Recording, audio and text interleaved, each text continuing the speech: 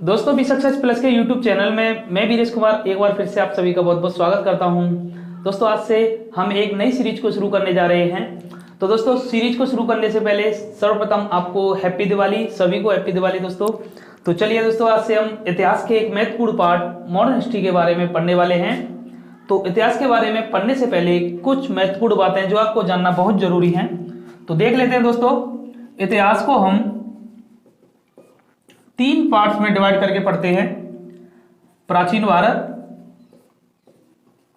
मध्यकालीन भारत और आधुनिक भारत। ठीक है। प्राचीन भारत को ancient history and medieval history और मॉडर्न हिस्ट्री आधुनिक भारत। ठीक है दोस्तों। प्राचीन भारत में हम जैसे सिंधु घाटी सभ्यता, वैदिक सभ्यता और महाजनपद काल, इन सब के बारे में पढ़ते हैं। वहीं मध्यकालीन भारत की जो शुरुआत होती है, जब से मुस्लिम आक्रमण भारत पर होते हैं, वहीं से मध्यकालीन भारत की शुरुआत होती है। मोहम्मद बिन कासिम, और इसी में हम पढ़ते हैं मोहम्मद गौरी के बारे में, महमूद गजनवी के बारे में, दिल्ली सल्तनत, मुगल काल, ये मध्यकालीन भारत में आता है। ठीक है। आधुनिक भारत की बात करें तो आधुनिक भारत की जो शुरुआत होती है वह यूरोपीय कंपनियों के आगमन से होती है। जैसा कि पुर्तगाली हमारे भारत में आए थे, अंग्रेज आए थे, डच आए थे, डेनिश आए थे, फ्रांसीसी आए थे, इन सभी के बारे में हम आज पढ़ने वाले हैं। आज से जो हमारी सीरीज स्टार्ट हो रही है, आधुनिक भारत की सीरीज स्टार्ट हो रही है, तो यहीं से हम पढ़ेंगे कौन कौन सी यूरोपीय कंपनियां कब आई और कहां पर उन्होंने अपनी फैक्ट्री लगाई और क्यों आई और क्या उद्देश्य था उनका। ठीक है। तो चलिए शुरू करते हैं दोस्तों। तो जो हमारा पहला टॉपिक है यूरोपीय कंपनियों का आगमन, यहीं से मॉडर्न हिस्ट्री की शुरुआत होती है। और अच्छे से देखते हैं, ये पहला लेक्चर है, पूरा लेक्चर देखना, यकीनन आपको बहुत ही इंटरेस्ट आने वाला है। ठीक है दोस्तों। तो चलिए शुरू करते हैं यूरोपीय कंपनियों के आगमन के बारे में। तो उससे पहले कुछ बातें जान लेते हैं, जैसे कि प्राचीन काल में यूरोप और भारत के बीच व्यापारिक संबंध यूनानियों के साथ आरंभ हुए। जो प्राचीन काल का जो समय था, तब भारत के साथ जो व्यापार हुआ करता था वह यूनानियों के साथ हुआ करता था। ठीक है। और मध्यकालीन आते आते व्यापार के जो 2 मुख्य समुद्री मार्ग थे जिनसे व्यापार हुआ करता था, मध्यकाल में भारत को पश्चिमी देशों से जोड़ने वाले 2 समुद्री मार्ग थे। उन समुद्री मार्गों में जो पहला मार्ग था वह था फारस की खाड़ी वाला, और दूसरा जो मार्ग था वह था लाल सागर वाला। ठीक है। दोनों मार्ग को हम चित्र के माध्यम से थोड़ा देखने का प्रयत्न करते हैं। ये जैसा कि ये हमारा प्यारा भारत है। ठीक है। भारत से इधर पश्चिम की ओर देखें तो ये पड़ता है हमारा अरब सागर। ठीक है। ये पड़ता है हमारा अरब सागर। अरब सागर से होते हुए सऊदी अरब और ईरान के बीच से ये जो खाड़ी है, यही है फारस की खाड़ी। ये पड़ती है फारस की खाड़ी। ठीक है। तो इनके बीच से होते हुए समुद्री मार्ग ये जो जाता है, फिर उसके बाद में स्थल मार्ग आ जाता है, इराक तुर्की होते हुए ये यूरोप के लिए चला जाता है। दूसरे मार्ग की बात करें, लाल सागर वाला मार्ग, तो लाल सागर वाला मार्ग ये सऊदी अरब के नीचे से जाता है। ये यहां से अफ्रीकन कॉन्टिनेंट जो है, अफ्रीका महाद्वीप, इसके और सऊदी अरब के बीच से ये जो खाड़ी है, यही है हमारी लाल सागर। लाल सागर। ठीक है। लाल सागर। तो ये वाला जो मार्ग है, लाल सागर वाला मार्ग है, जो भूमध्य सागर ये हमारा पड़ता है, इसमें भूमध्य सागर, यहां पर ये मिस्र पड़ता है, मिस्र के बाद में ऊपर पड़ता है ये भूमध्य सागर, यहां से होते हुए ये यूरोप में चला जाता है। ठीक है। तो ये जो 2 मार्ग थे, इनमें जो फारस की खाड़ी वाला मार्ग था, यह मार्ग ज्यादा प्रचलित था। ये जो फारस की खाड़ी वाला मार्ग था, ये ज्यादा प्रचलित था। ऐसा क्यों था? क्योंकि जो लाल सागर वाला जो मार्ग था वह अत्यधिक कोहरा, वह चट्टानों के पड़ने के कारण दुष्कर था। मतलब ये था कि इस मार्ग में कोई भी चट्टान या कोहरा जैसी कंडीशन नहीं आती थी। वहीं बात करें लाल सागर वाले मार्ग में, यहाँ पर अत्यधिक कोहरा पड़ता था और चट्टानें काफी पड़ती थी, इस वजह से यह मार्ग दुष्कर था। ठीक है। तो ज्यादातर जो व्यापार हुआ करता था यूरोप का, वह फारस की खाड़ी से होके हुआ करता था। ठीक है। तो चलिए आगे देखते हैं। एशिया के व्यापारियों में ये उसी समय की बात है जब व्यापार चलता था। फारस की खाड़ी से। तो जो एशिया के व्यापारी थे, एशिया के व्यापारियों में अरब वासियों व यूरोप के व्यापारियों में इटली के व्यापारियों का एकाधिकार था। मोनोपोली की बात करें तो होता है ना, जो एक सर्वशक्ति होती है, एक शक्ति जिसका एक क्षेत्र में जो दबदबा रहता है, वही कंडीशन थी। तो व्यापार में जो ये हमारा एशिया था, यहाँ पर ये हमारा एशिया, ठीक है। तो एशिया में जो दबदबा था व्यापारियों का, तो वह थे अरब के व्यापारी। तो अरब के व्यापारी ही एशिया में व्यापार किया करते थे, ठीक है। और वही बात करें ये यूरोप में, तो यूरोप में जो इटली के व्यापारी थे, तो इटली के व्यापारियों का दबदबा हुआ करता था। तो वहां पर इटली के व्यापारी व्यापार करते थे यूरोप में, ठीक है। तो ये एक बात और आती है कि ये व्यापार जो करते थे वो किस चीज का करते थे। तो व्यापार की बात करें तो यूरोप एक ऐसा क्षेत्र है, वहां पर भीषण ठंडी पड़ती है। तो यूरोप में जब ठंडी पड़ती थी तो वहां के जो लोग हुआ करते थे, वह जो मांस खाते थे, जो गोश्त खाते थे, तो गोश्त पे मसाला डाल के वो खाया करते थे। तो उन्हीं मसालों के लिए हमारा भारत और यहाँ पर जो हमारा इंडोनेशिया, ये क्षेत्र जाने जाते थे मसालों के लिए।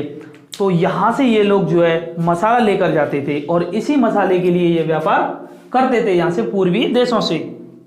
चलिए तो आगे देखते हैं। यह व्यापार पूर्वी देशों के गर्म मसालों के कारण बहुत महत्वपूर्ण था। तो जैसा कि मैंने अभी बताया आपको कि ये जो व्यापार करते थे वो किस चीज का करते थे, गरम मसालों का, ठीक है। चलिए तब तक तो व्यापार तो चलता रहा, लेकिन एक समय ऐसा आया कि जब ये यूरोप वाले जो व्यापारी थे, जो इटली के व्यापारी थे, इनका व्यापार यहां से जिस मार्ग से होता था उस मार्ग को बंद कर दिया गया। लेकिन बंद किसने किया, तो चलिए आगे देखते हैं दोस्तों। अब आया एक नया मोड़। क्या मोड़ आया कि 1453 की बात है। 1453 ईस्वी में तुर्कों ने, ये जो देश है तुर्क, जो तुर्की जो देश है, जो पहले नाम था टर्की, ये जो देश है ये एक सीमा पे पड़ता है। ये हमारा इधर एशिया, इधर यूरोप और इसकी सीमा पर ये पड़ता है। तो यहां से ये जो फारस की खाड़ी वाला जो मार्ग जाता था इराक और ये तुर्क होते हुए, यहां से तुर्की होते हुए ये यूरोप के लिए जाता था। तो यहां पर तुर्कों ने एक जगह थी कुस्तुनतुनिया, तो कुस्तुनतुनिया पर अधिकार कर लिया। इसके बाद फारस की खाड़ी वाले मार्ग पर तुर्कों का नियंत्रण स्थापित हो गया। देखिए कहानी समझिए, मैं आपको अपनी भाषा में क्लियर करता हूं कि होता क्या है कि यहां पर एक जगह थी कुस्तुनतुनिया।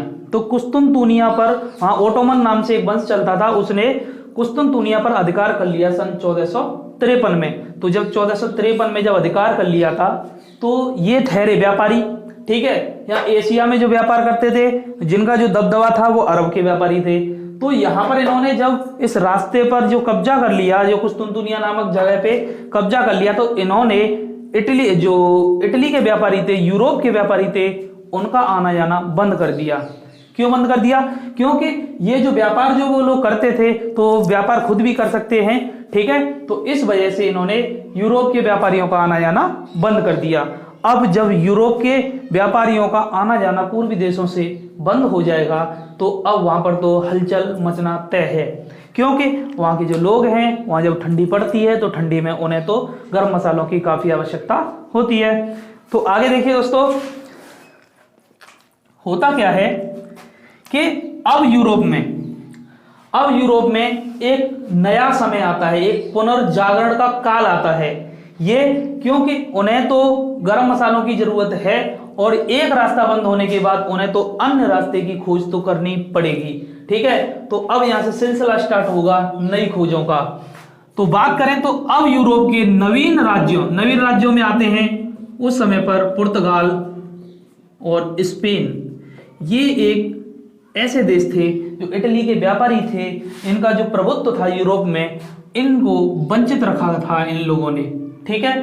तो ये लोग खोज करने के मामले में काफी आगे थे। ये दोनों पड़ोसी हैं, दोनों मैप में देखना अच्छे से तो आपको सब कुछ क्लियर हो जाएगा। यहाँ पर उत्तरी अटलांटिक महासागर के पास में, यहीं पर नीचे की साइड में पड़ते हुए मध्य सागर के ऊपर पुर्तगाल और स्पेन, ठीक है। तो नवीन राज्यों ने भारत और इंडोनेशिया के मसाला द्वीपों तक पहुंचने के लिए नए मार्ग ढूंढने आरंभ कर दिए। वहीं तो भौगोलिक खोजों में पुर्तगाल व स्पेन अग्रणी थे। यही मैंने अभी आपको बताया कि पुर्तगाल और स्पेन भौगोलिक खोजों में अग्रणी थे। पुर्तगाल के राजकुमार, सर्वप्रथम देखते हैं खोज का सिलसिला स्टार्ट कहां से होता है। तो पुर्तगाल के जो राजकुमार थे प्रिंस हेनरी को द नेविगेटर के नाम से भी जाना जाता था, ठीक है। इन्होंने सर्वप्रथम भौगोलिक खोजों का कार्य आसान किया। मतलब प्रिंस हेनरी जो थे, इन्होंने ही, इनके प्रयासों से भौगोलिक खोजों का कार्य आसान हुआ। यही समय था जब जहाजरानी निर्माण की बात करें तो जो शिप होते हैं तो पानी के जहाज बनना स्टार्ट हो गए थे, क्योंकि नई खोजों की जो नए रास्ते की जरूरत थी और लोग खोज के लिए निकलना चाहते थे। और ये वाला जो क्षेत्र था यूरोप वाला, यहाँ पर अटलांटिक महासागर उत्तरी वाला जो पड़ता था, तो ये वाला रास्ता तो बंद हो गया। जो स्थल से ये लोग आते थे फारस की खाड़ी से निकलते हुए, तो अब नए रास्ते के लिए जरूरत थी इन्हें जहाजों की। तो जहाजरानी निर्माण के क्षेत्र में महान प्रगति हुई। वह दिशा सूचक यंत्र कुतुबनुमा का आविष्कार भी हो चुका था। मतलब अब जहाज तो ये लोग बना लेते हैं, ठीक है। अब जहाज बनाने के बाद में अब ये पानी में जब जाएंगे तो अब इन्हें कैसे पता चलेगा कि हम पूर्व की ओर जा रहे हैं, पश्चिम की ओर जा रहे हैं, या कौन सी डायरेक्शन में जा रहे हैं। तो इसके लिए इन्हें जरूरत थी एक दिशा सूचक यंत्र की, जो इन्होंने बना लिया था। इसका नाम था कुतुबनुमा, ठीक है। तो दिशा सूचक यंत्र इनके पास हो गया और जहाजों का निर्माण भी ये करने लग गए। तो अब स्टार्ट होगा भौगोलिक खोजों का सिलसिला शुरू, ठीक है। तो चलिए 1487 ईस्वी में सबसे पहले एक व्यक्ति रहता है बार्थोलोमो डियाज। तो बार्थोलोमो डियाज एक पुर्तगाल का एक व्यक्ति था, जिस सबसे पहले यही व्यक्ति आता है और ये चलता है कहां से, पुर्तगाल से। तो यहां पर ठहरा पुर्तगाल उत्तरी अटलांटिक में, ठीक है। तो यहां से जब ये चलता है तो ऐसे चलते हुए ये अफ्रीका महाद्वीप है। अफ्रीका महाद्वीप के सबसे अंतिम बिंदु इसका नाम था उत्तर मासा अंतरीप। तो यहां पे ये आ जाता है, ठीक है। लेकिन अब यहां से अब जाना कहां था, या भारत की ओर, ये भारत की ओर। इसको यहां से रास्ता नहीं मिलता है, तो ये क्या करता है कि यहीं से ये वापस लौट जाता है। तो जो बार्थोलोमो डियाज था, जो पुर्तगाल का एक व्यक्ति था, उसने उत्तर मासा अंतरीप की खोज की। तो जो सबसे पहले जो खोज जो होती है वह होती है उत्तर मासा अंतरीप की। यही उत्तर मासा अंतरीप, इसी ने इसको नाम दिया था तूफानी अंतरीप, ठीक है। तो तूफानी अंतरीप की खोज हो गई है। अंतरीप, हाँ एक बात और मैं आपको क्लियर कर देता हूं कि जो अंतरीप होता है, अंतरीप किसे कहते हैं, तो अंतरीप एक है ऐसा स्थलखंड होता है जो पानी में बहुत अंदर तक धंसा होता है, जो पानी में बहुत अंदर तक धंसा होता है, तो उसे कहते हैं हम अंतरीप, ठीक है। तो क्लियर है, चलिए आगे देखते हैं। इसके बाद में क्या था, इसी का कॉम्पिटिटर जो स्पेन था, स्पेन, ये दो ही देश ऐसे थे जो भौगोलिक खोज करने में अग्रणी थे, एक पुर्तगाल एक स्पेन, ठीक है। तो 1494 में 7 साल बाद 1494 ईस्वी में कोलंबस नाम का एक व्यक्ति जो कि स्पेन का रहने वाला था, ठीक है, ये निकला खोज करने। तो जब खोज करने निकला तो ये चलता गया और दिशा भूल गया। दिशा भूलने के कारण ये एक नई जगह पर पहुंचता है और उसी को ये समझता है कि हाँ, मैं अपने जहां पर स्थान जो भारत है इसकी खोज करने में निकला था वो मैंने खोज कर ली है। लेकिन वह एक नया स्थान निकलता है जिसका नाम था अमेरिका।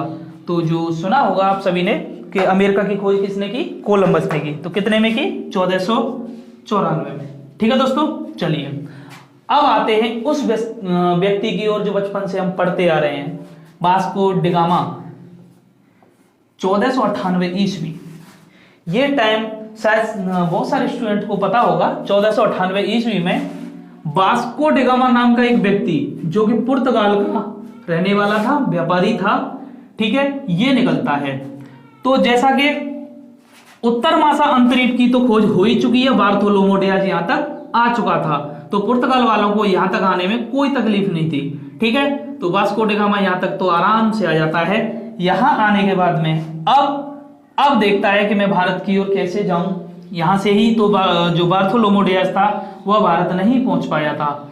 तो होता क्या है, यहीं पर इसे एक व्यक्ति मिलता है, गुजरात का एक व्यक्ति था जिसका नाम था अब्दुल मनीद। अब्दुल मनीद नाम का वह व्यक्ति जो है वास्को डी गामा को भारत लेके आता है। नहीं तो ये भी नहीं आ पाता ना आ पाता वो एक अलग बात है, लेकिन इसकी हेल्प किसने की थी, वह एक भारतीय ने ही की थी। ठीक है, तब अब्दुल मनीद इसको लेकर आता है। तो चलिए देखते हैं।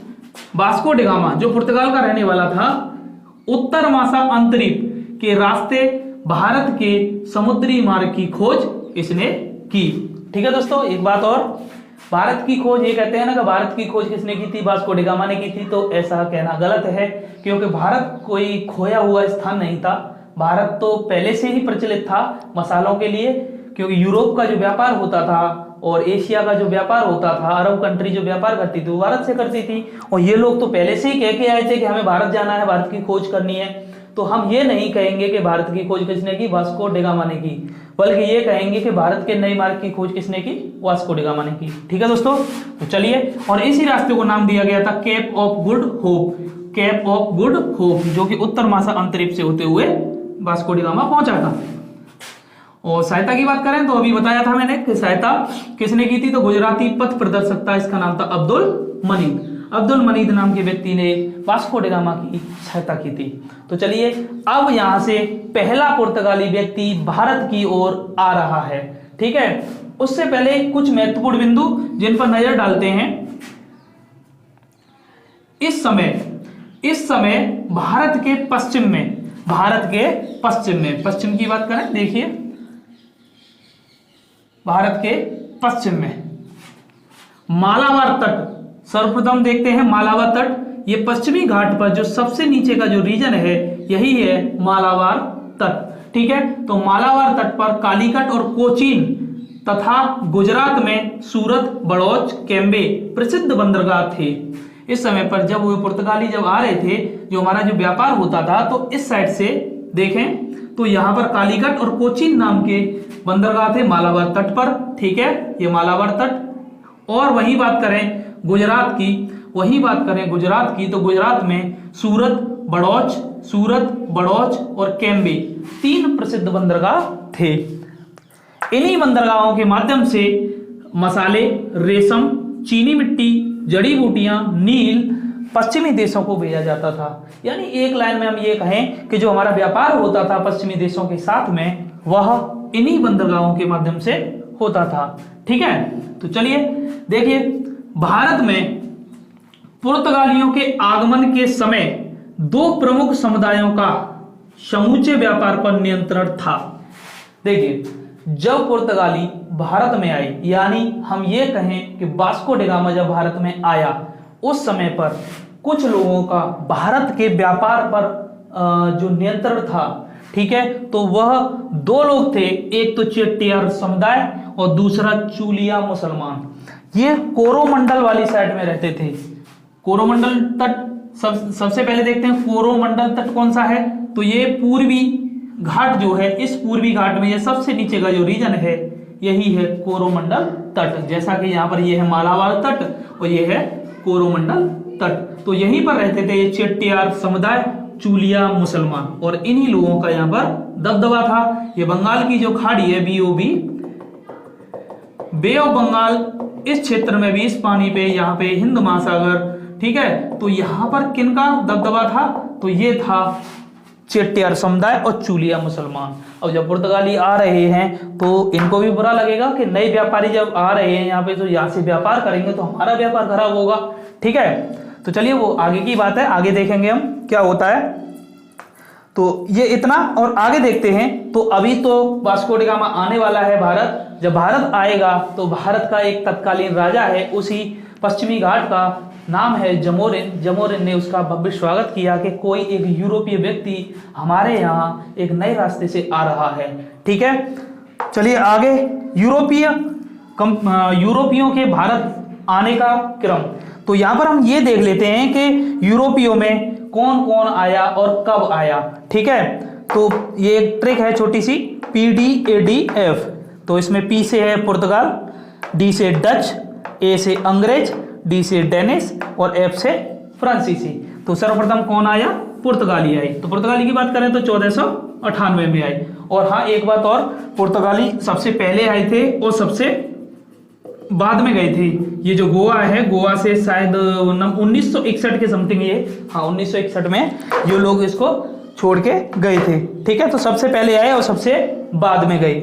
वहीं डच आए इनके बाद, फिर अंग्रेज आए, डेनिश आए और फिर फ्रांसीसी आए। इन सभी में ये जो मधुमक्खियां हैं, ये इन्हें कहते हैं मधुमक्खियां, ये यहाँ पर ऐसे जम जाते हैं, ये इन सभी को भगा देते हैं। और अंग्रेजों का फिर आगे बढ़ने वाले हम शासन जब स्टार्ट होता है तो बस इन्हीं से हम लोग जो है परेशान रहे थे, इन्हीं के भारत पर इन्होंने ही गुलामी की थी। ठीक है दोस्तों, तो आज की ये पहली क्लास में दोस्तों इतना ही, और हम नेक्स्ट वीडियो में देखेंगे पुर्तगालियों के बारे में कि पुर्तगाली जो पहला व्यापारी था वास्को डी गामा आया भारत और यहाँ से क्या क्या लेकर गया। ठीक है, और फिर उसके बाद में अल्मीड़ा, अल्बुकर्क के वगैरह जो भी व्यक्ति, जितने भी गवर्नर वगैरह आए थे, उन सभी के बारे में पढ़ेंगे। ठीक है, तो चलिए दोस्तों, पहला लेक्चर था। पहला लेक्चर आपको कैसा लगा तो अपना कमेंट करके थोड़ा बताना दोस्तों। ठीक है, और अगर आपको ये पहला लेक्चर पसंद आया हो तो प्लीज़ चैनल को सब्सक्राइब करना, लाइक करना और शेयर करना दोस्तों के साथ। ठीक है दोस्तों, मिलते हैं आपसे नेक्स्ट वीडियो में। जय हिंद, जय भारत।